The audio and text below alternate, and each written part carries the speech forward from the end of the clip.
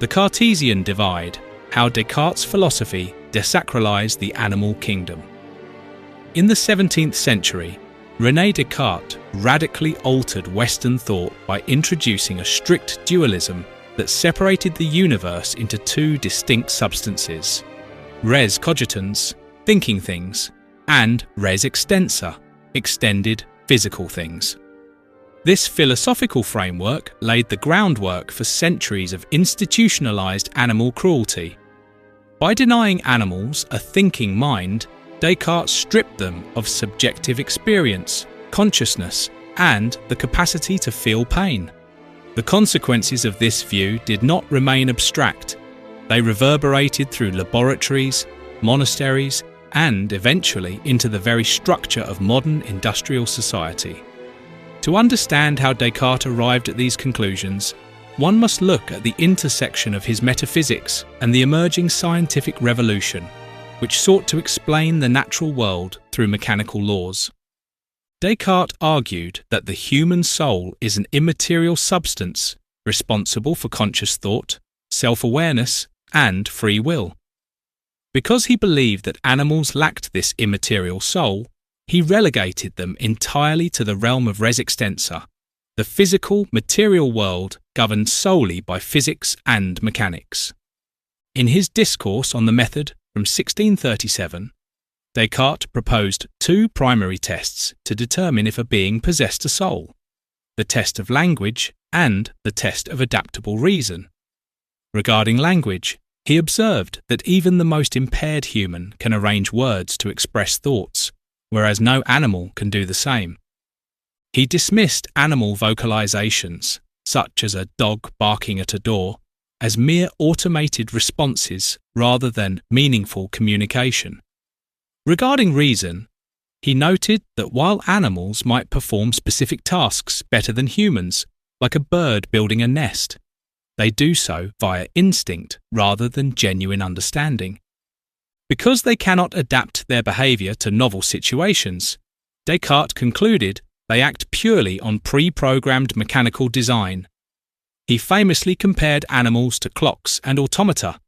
Just as a clock tells time through the precise alignment of gears and springs without actually knowing what time it is, an animal navigates its environment through biological organs and reflexes without knowing or feeling its actions.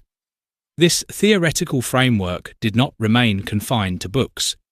It provided a powerful, guilt-free justification for horrific practices in early modern science. If an animal was merely a biological clock, hurting it was no more morally significant than breaking a watch. When an animal is beaten, cut, or burned, it screams and struggles. Descartes argued that these reactions were not expressions of agony, but rather purely mechanical reflexes, similar to the screech of a rusty wheel or the ringing of an alarm. The followers of Descartes, particularly the Jansenists at the Port Royal Monastery, took this philosophy to its most literal and cruel extremes. Historical accounts from the era describe philosophers and scientists operating on living animals with absolute indifference. They tied dogs down to planks and cut them open alive to observe the circulation of blood. When the dogs cried out, the experimenters mocked those who felt pity, claiming that the animals' shrieks were merely the vibrations of springs being struck, and that their bodies were entirely devoid of feeling. In this way, Cartesian dualism transformed the living, breathing creature into a programmable machine, and the vivisection table became its testing ground. When looking at Descartes' philosophy through a modern lens, however, it becomes clear that his framework was deeply flawed, both logically and biologically.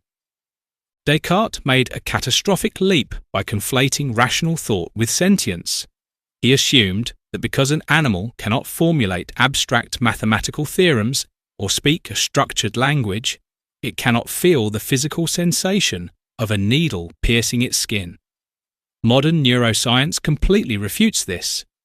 The capacity to experience pain is managed by evolutionarily older subcortical structures of the brain, such as the limbic system and brainstem, which humans share with almost all vertebrates.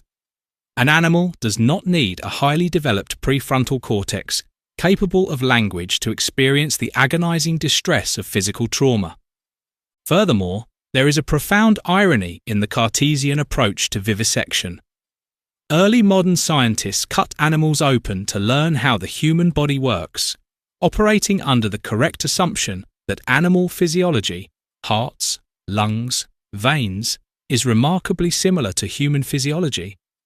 Yet Descartes asked society to believe that while our physical structures are nearly identical, our nervous systems operate on entirely different cosmic rules. Humans feel, but animals do not. This is a massive biological contradiction. Descartes set the baseline for moral consideration at reason, asking whether other beings can talk or think. The true turning point in animal ethics came when philosophers flipped this metric. As Jeremy Bentham famously countered in 1789, the question is not, can they reason, nor can they talk, but can they suffer?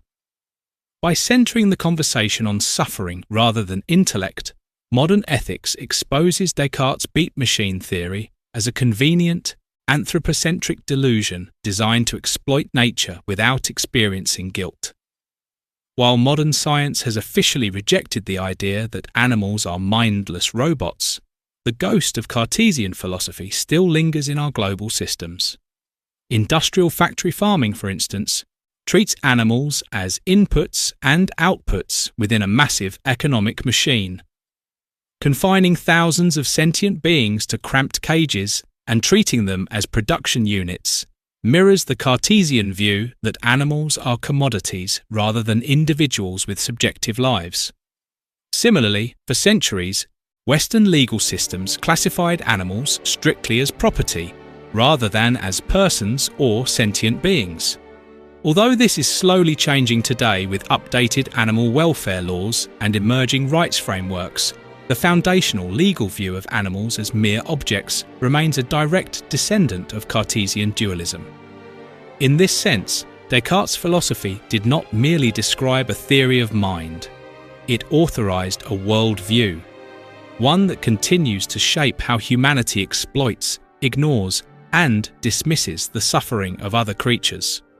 To fully undo this legacy, we must recognize that the absence of human language or abstract reason has never been evidence of the absence of pain.